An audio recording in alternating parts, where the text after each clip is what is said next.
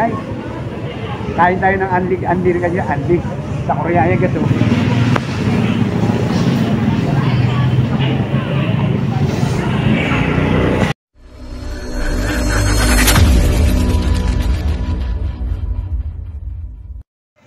Alright guys, makikiuso tayo guys. Alam mo naman, hindi simpleng tao lang naman tayo guys, hindi naman tayo kwan, pero kahit papaano, danasin muna natin yung mga uso-uso kunwari. Ito ay restaurant ng Anli Korean Foods. So may seat sila guys.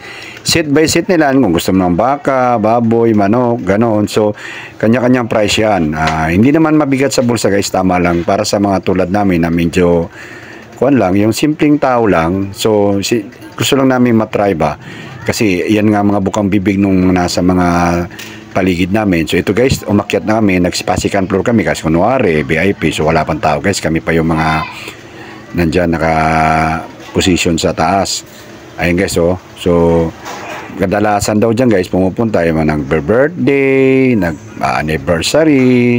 Ngayon, ang sabi nila pag lagpas 20 person kailangan magpa-reserve na kayo pa. Pero pag lower 20 person, pwede naman kayo mag-walk-in. So ito guys, ang kanila pa ng seatings guys ay bibigyan tayo ng mga parang mag-iihaw tayo ng mga parang Korean na mga baboy-baboy, manok, ganun. Tapos, only yung guys, malibang lang dun sa tinatawag na yung gulay guys na kuha nila. Ito yung mga pagkain sa tababa ka kukuha. Ayan o.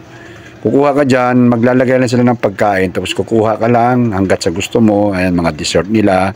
Ayan, kain ka lang pero walang leftover. So, ang kanilang yung tinatawag na gulay, yun lang ang isang serve lang.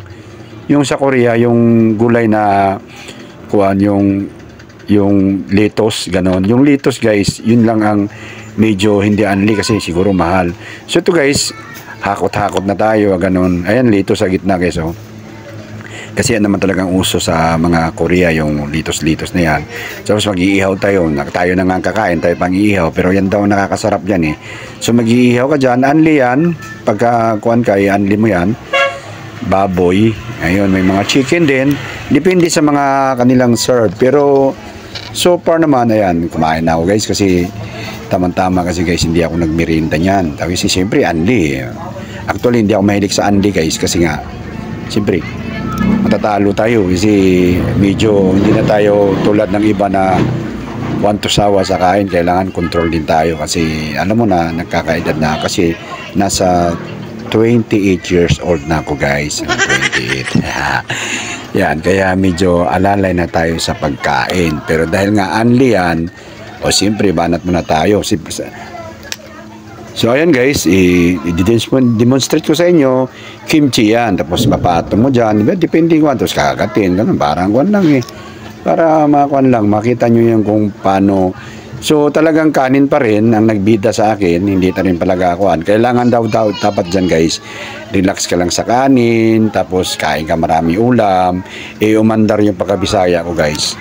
Kanin talaga ako. Ayan, talagang kuan, hindi ako makabanat ngayon sa ulam kasi sobrang kuan ko sa Dessert na kayo, dessert.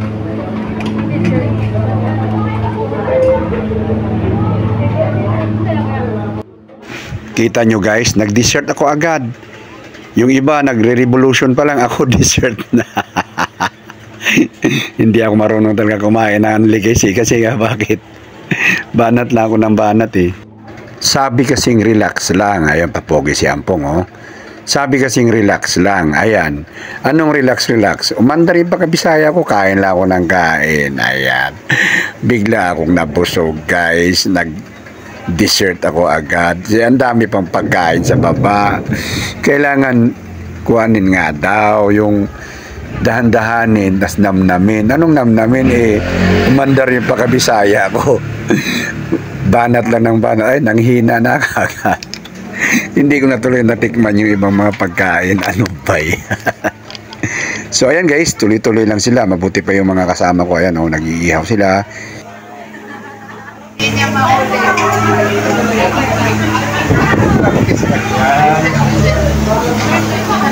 Tuturuan kayo magsampay.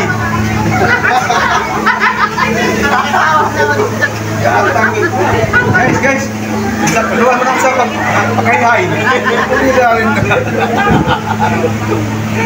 Radyo po. Oo, bisa luwan mo lang pagkaihay. Natural, isuwan na. So, nagkaroon lang ng konting conversation guys kasi hindi nga marunong kami mag-chopstick. Tapos nagbibisaya kami dyan. Alam mo guys, ang pinakamasarap na feelings, yung magsama-sama kayo na magpamilya. Tapos siyempre konting kwentuhan, konting tawanan. Dahil parang natatawa ka sa mga, ayan tulad yan, chopstick na yan oh. Sabi, hindi namin kami marunong eh.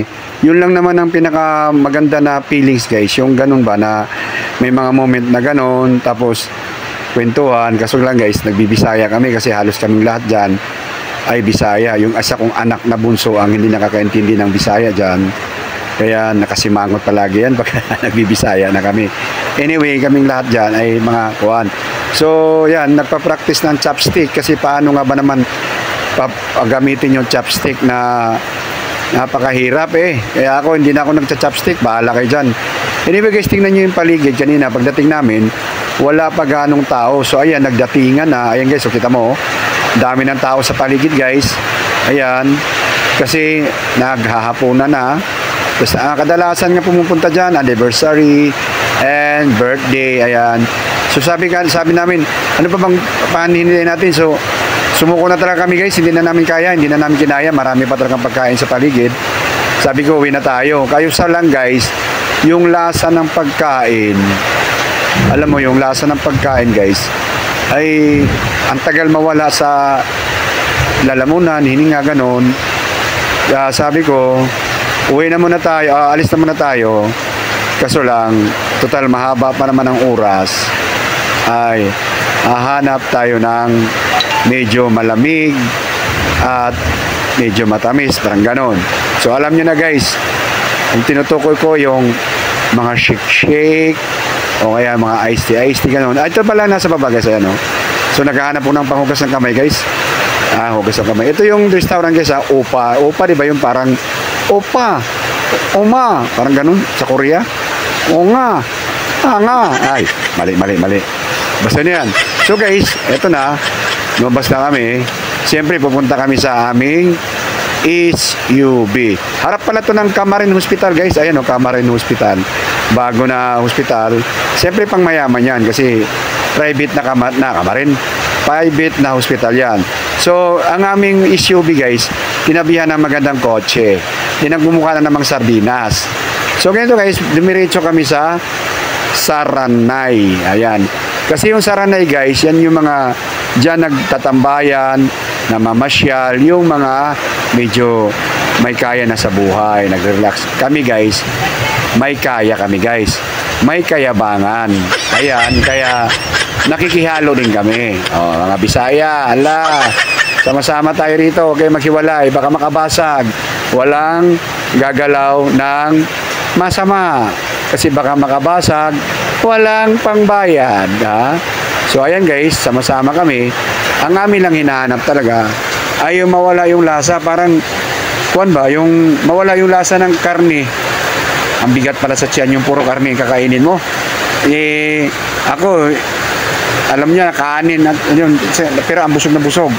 So naisipan namin, ayan guys, nag-shake kami, ayan. Shake kami. At napili ko yung Oreo.